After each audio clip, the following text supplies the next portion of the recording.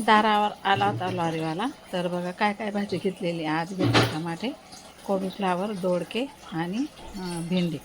आता इथं दूध पण गरम करून ठेवलेलं आहे. आता अंशू इथे आहे ना पोहे बनवते आणि माठ धुवून घेतला. आता माठ धुवून तर पाणी भरायचं आहे फिल्टरमधनं. तर बघा ही घेतली फ्लावर, त्यानंतर भेंडी, टमाटे, कोबी, तर दोडके. चला आता दोडकेच बनवायचे मला. आणि बघा आज लाल रंग आहे, नवरात्रीचा दुसरा दिवस, रंग लाल. तर लाल रंगाची साडी वेअर केलेली आहे मी. आणि बघा इथं आता दोडके कापून घेणार आहे मी.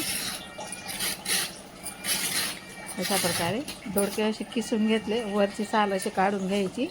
त्यानंतर आता इथं आहे ना दोडके कापून घेणार आहे मी. आज मस्तपैकी असं ना दोडक्यांचीच भाजी बनवायची आहे मला. किती दिवसापासून आता बाजारामध्ये गिलके यायला लागले. तर आता अशा प्रकारे साल काढून धुवून घेतले. नंतर आता कापून घेते दोडके. गिलक्यांची भाजी त्या दिवशी बनवली होती मी, भरले गिलके बनवले होते.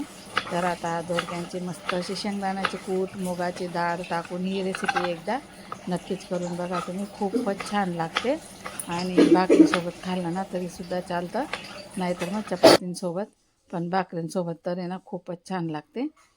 पण आज भाकरी नाही बनवायच्या, आज चपात्या बनवायच्या आहे आम्हाला.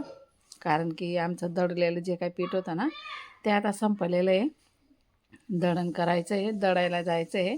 तर अशा प्रकारे सर्व काही आता मी कापून घेतलेले. आता एका तगार कढईमध्ये टाकून घेते आणि तरीसुद्धा धुवून घेते मी. आणि हे बघा लसूण पण निवडले गेले, एक टमाटा कापून झालेला आहे. आणि आता देवपूजा पण केली गेली. बघा इथं आहे ना बाप्पांना दिवा लावून दिलेला आहे. तर चला भाजी पण करून घेतली इथं. बघा छान मस्त अशी दोडक्याची भाजी, अशी रेसिपी बनवली ना खूप छान लागते. तुम्ही एकदा नक्की ट्राय करा. तर चला कसा वाटला मिनी ब्लॉग कमेंट करून नक्की सांगा.